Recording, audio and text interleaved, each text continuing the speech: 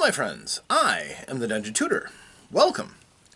Today we're doing another video for RPGaDay 2024. This is the 19th day, 19th question, or topic, which is to relate a fantastic session. Sensational. Now I am blessed because I have good players, really good players, some that I really cherish. And I do my best to try to give them interesting and exotic situations, a variety of games to let them learn and grow as players. Right now we're playing a game called Neon Lords of the Toxic Wasteland to help them unwind. Just to unplug that part of their brain that won't let them risk their characters unduly. It's a one-shot, but it's a fun one-shot. And it's been going on for a couple sessions now, which has been good. But we're almost at the end of it. But I wanted to relate a prior session because it was fantastic, the whole thing. So anyhow, Neon Lords is a weird little post-apocalyptic game where it's absolutely gonzo. It does not flinch at showing off its inspirations, some of which are hilarious. For example, there's an entire class called the Synth Skin. They're basically Terminators, but they all look like Ronald Reagan. It's true. It's true. They're from the government and they're here to help. Yeah, with extreme force. But, first of all, quick introduction to the players that are going to be participating. We had a Bruticorn, which, her name is Sparkles. The Bruticorn is a bicorn, got two horns coming off their equine head, but they're anthropomorphic with their lower bodies being cybernetic human. Well, not human, actually. They're still... but anthropomorphic, where they can stand upright. And because they are mechanical, they're incredibly powerful, and they can kick open any door. They have magic, but they love shotguns, too. We also have a Heather. Heathers are, think Captain America, but they're all, you know, pretty girls. Yeah.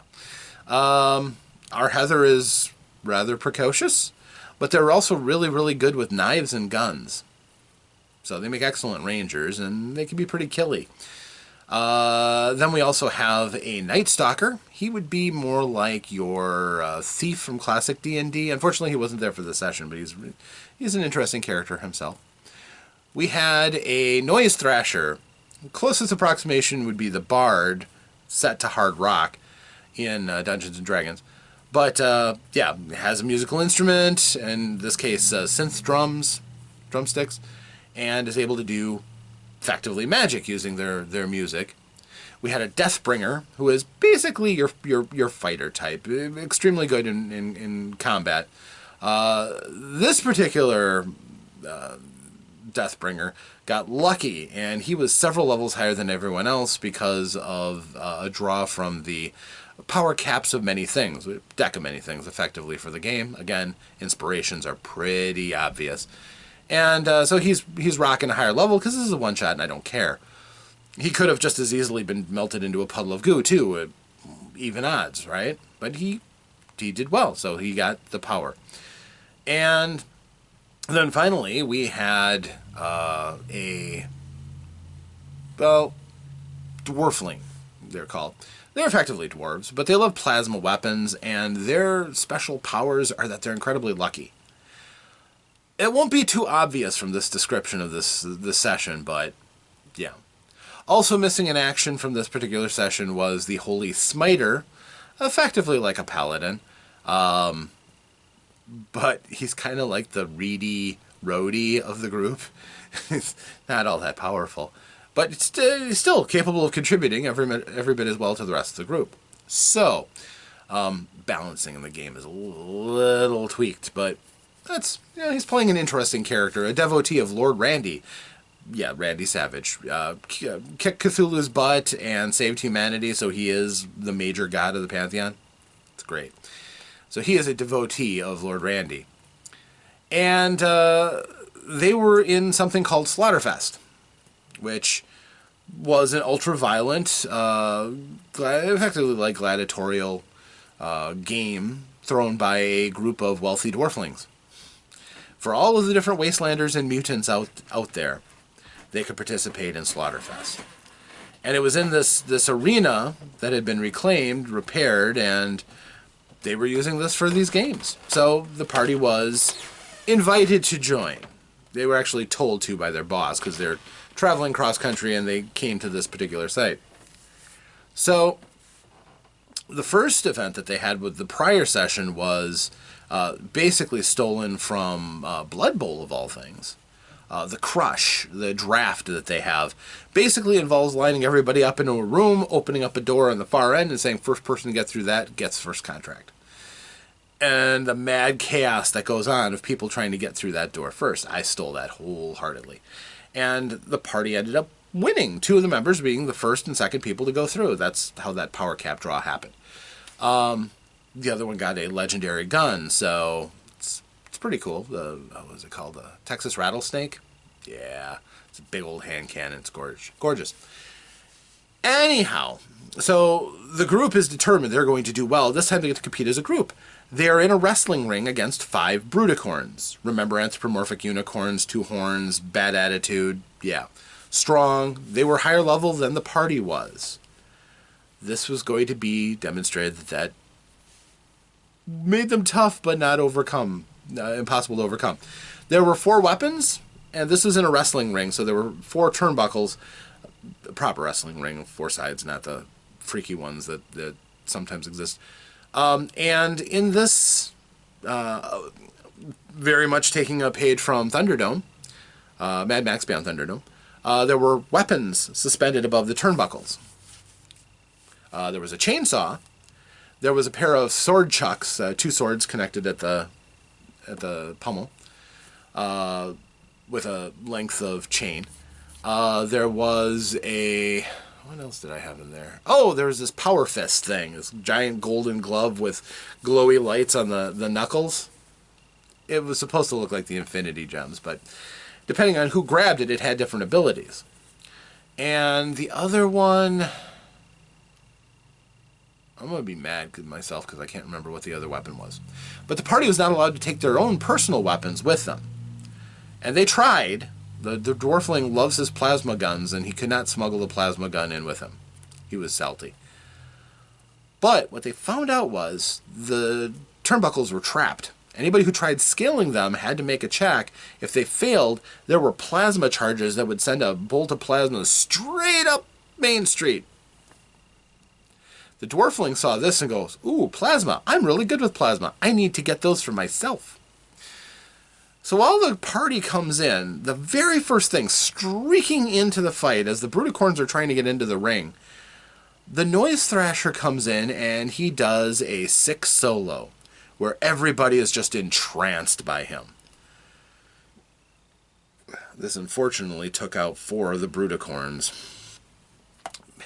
which sucks, because it let the party just tee off. 3 of the Brudicorns were climbing up and trying to get that power fist thing. Well, that sucked, because now the Deathbringer comes in and he does this beautiful flying dropkick to the one that was on the top reaching up. Didn't knock him down off of it yet, but the rest of the group comes in and the Heather is trying to get that chainsaw because she likes chainsaws. She had also smuggled in her chain BFK, a little weapon I created. Chain swords from Warhammer 40k. Well, her weapon is a BFK, a big freaking knife. Not freaking, but, you know, family friendly. This video may not be very family friendly by the time we're done with it, I'm afraid. Anyhow, I'll do the best I can. So, it has this little chainsaw blade on it, makes it even more dangerous, because adding chain to any weapon makes it more dangerous. And she wanted that chainsaw, because she was going to try to use sleight of hand and convince everybody that her BFK with the chain blade on it was the chainsaw that she smuggled. Again, we're not going to say how she was going to hide the chainsaw. We don't worry about that. I mean, she already has an ability where she can pull a grenade out of somewhere, so we're just assuming she's got an infinite wallet of stuff. Yeah. You don't worry about details like that in this game. Not at all. I haven't tracked ammo for anything. So she goes up to get the chainsaw and gets it substituted so that she can start being really killy. The Brudicorns, well, there's some glorious carnage from the group's Brudicorn, Sparkles, as she goes in and starts trying to fight with the others. But eventually the Deathbringer just goes and starts picking up a Brudicorn and throwing him. And in the ropes, there's a lot of barbed wire and also some C4 packages. So there's some explosions. As a matter of fact, the Deathbringer just trying to leave the ring at one point sets one of those off and launches himself out into the aisle. But the group, unfortunately, puts down those Brudicorns very, very effectively when they can't fight back because of the 6 solo, allowing several of them to tee off on a single one at a time. They barely have a chance to really fight back.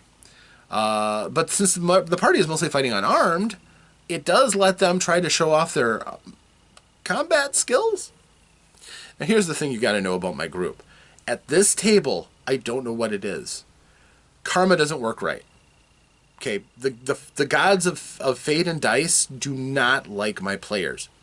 They make them fail horrendously. So that when somebody else tried to do this flying clothesline off of one of the Brudicorns, they missed and flew out of the ring. Dunk. Taking falling damage. And considering they're low level, that hurt. That hurt a lot.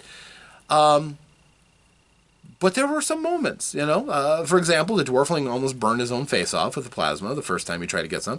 And then he got a plasma charge. He was so happy. It was this cylinder containing a plasma bolt, very crude, able to just send one bolt of plasma flying up. And one Brudicorn was frozen outside of the ring because he was going to come around and try to go after the chainsaw. Or no, he was going after the sword chucks.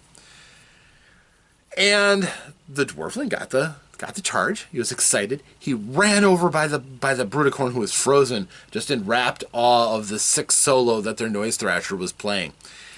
And he takes the plasma charge, giggling the whole time, we can only assume, and puts it down on the floor between his legs. Backs off.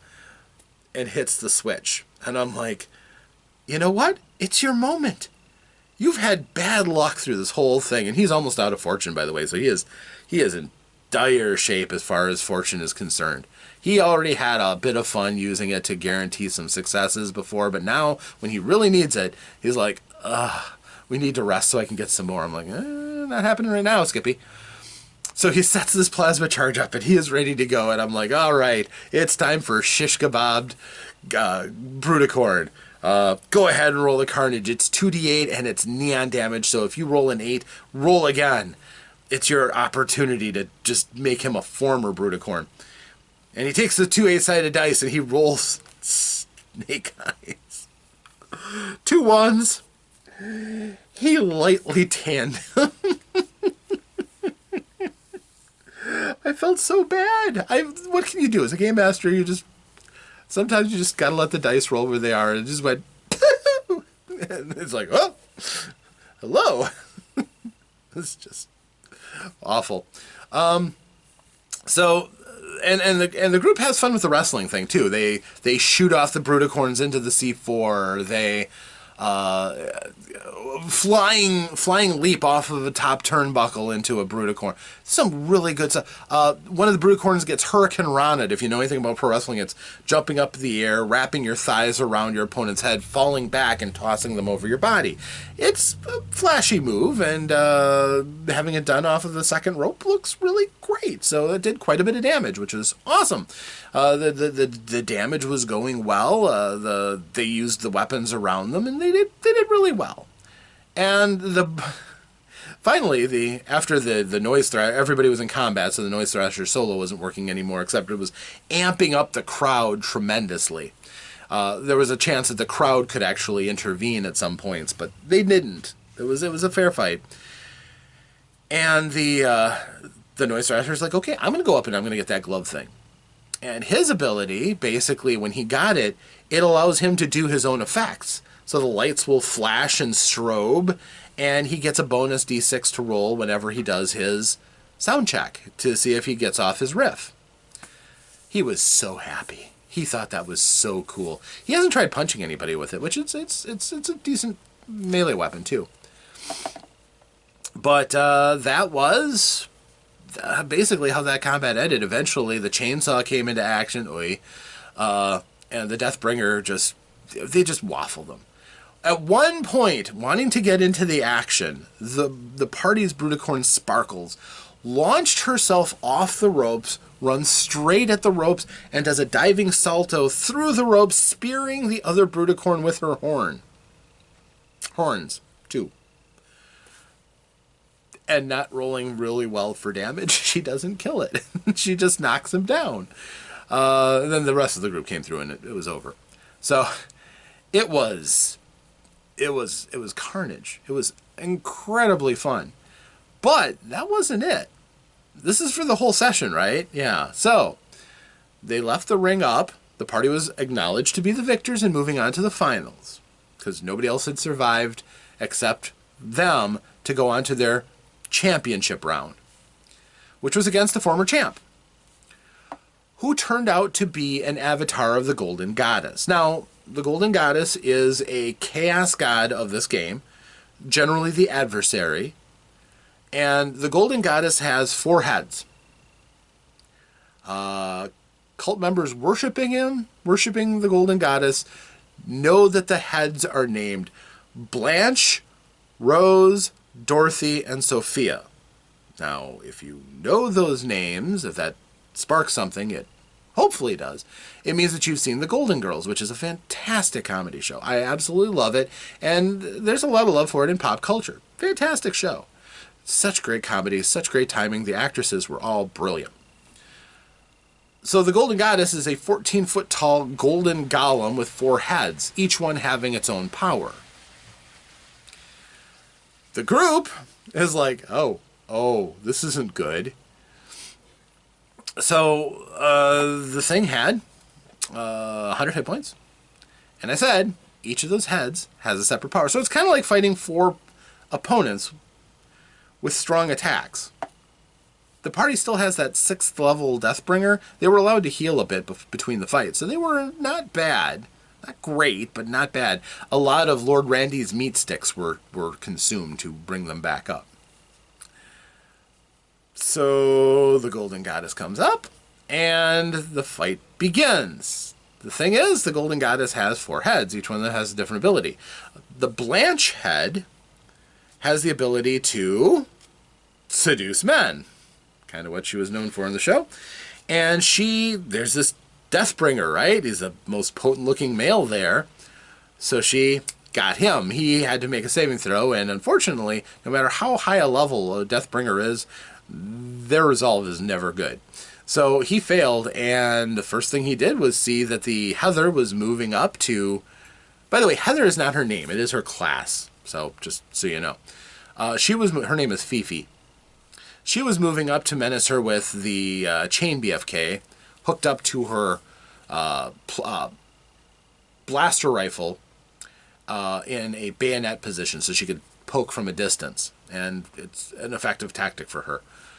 So he dives and tackles her to the ground, which is great.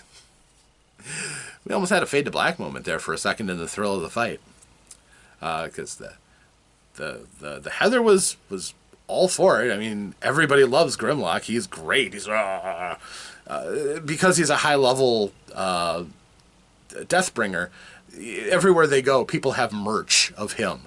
It's just one of the perks. Everybody knows who you are, which is great. So they're neutralized each other for a moment. Sophia, she has the ability to spit flames. Again, the character was really great with the one-liners and the cut-downs. And menace people who got too close. The Rose head had the ability to babble something about St. Olaf and actually attack the brains of the characters so that they would get dumber and dumber. The Deathbringer was not immune to this by any stretch. By the time he was done, he ended up with a brains of 2. He is dumb, and he only restores 1 per long rest. So he has the stupids right now. And a couple of the other characters were also likewise affected. And then the Dorothy head had laser beam eyes, because she usually can see through the other's nonsense, and she's the straight person for everybody, which she was absolutely... B. Arthur was so good. Absolutely loved her stuff. And she was the ranged attack. She could blast people who were holding back and peppering her with shots. And throughout this whole thing, they had just a knockdown, drag-out, slobber knocker of a fight. Everybody got a chance to shine, and almost every opportunity there was some bad things that happened. We had critical botches where occasionally their own party members would get shot. Several were moving into melee. It's not good shooting into a melee in this game. I gave them a better chance of not hitting them. I gave her effectively 3 people's worth of targets because she was bigger and taller, and they could try to aim away from their friends. That didn't protect people from being shot from their comrades. There was just a lot of overall carnage, but at the same time, everybody felt like they were participating. Everybody felt like they were able to do something. The Noise Thrasher was able to heal a couple of people who were in dire straits. The Heather eventually got free and was able to make some attacks before she was driven off because of how badly hurt she got. The Deathbringer moved up and tanked hard, but being so stupid he wouldn't know how to retreat, and he didn't have many choices there. The Bruticorn got to get in and get her licks in too. All in all, it was a pretty great fight. The Dwarfling, unfortunately, he landed several shots, but the neon effect of his guns, which allows the dice to explode, potentially making any shot, possible of doing as much damage as you can keep rolling 6s, or D8s as his weapons were doing. He was never getting that to trigger. He was occasionally still landing shots, and he eventually dropped down to the ground to give himself cover and to brace his shots. But he had a really miserable night with dice, and I felt so bad for him. On the other hand, he didn't take any real damage from this because he wasn't doing enough damage to capture her attention, so he basically made through that one unscathed. But yes, it was glorious. It was fun. I was just able to roleplay the Golden Goddess was fun. Just being sarcastic and mean or flirty, and it was just hilarious. So that was a fantastic session. I had a great time. Almost kind of wish I could have streamed it to show all of you guys, but honestly, that's not really my shtick. But I don't mind relating it to you. And every time that they come over for a game, it could be another sensational night. There's no question about it. They're fantastic players, and I really cherish them, as I do the players that I get lucky enough to play with. And who knows, maybe someday we'll play a game together. But until such a time, I hope you enjoyed this little story. I think that Neon Lords of the Toxic Wasteland deserves more coverage. I think people would really like it, especially people who are used to restrained games where you have to be constantly worried about your character and not do the wrong thing. I find that paralysis is really, really sometimes hard on players. And if you can be liberated in a one-shot where that isn't as important as being cool and awesome, gosh, that feels good. So, if you like this, please consider liking and subscribing this video. I appreciate it. It makes me feel really good. If you want to leave a comment about something awesome that you did, or your own experiences with Neon Lords of the Toxic Wasteland would be awesome if you have any. I would love to hear that. But largely, I really just hope that you show up again and come back, because I keep making these videos, and I hope that people are out there watching them like you. It makes me feel really good that I'm doing something that people enjoy, and I can't wait to see you again. But until that time, my friends, between that point and now, I hope that you, yes, you, get a chance to roll some dice, to play some games, to have some fun, but stay safe out there. Until that next time, farewell.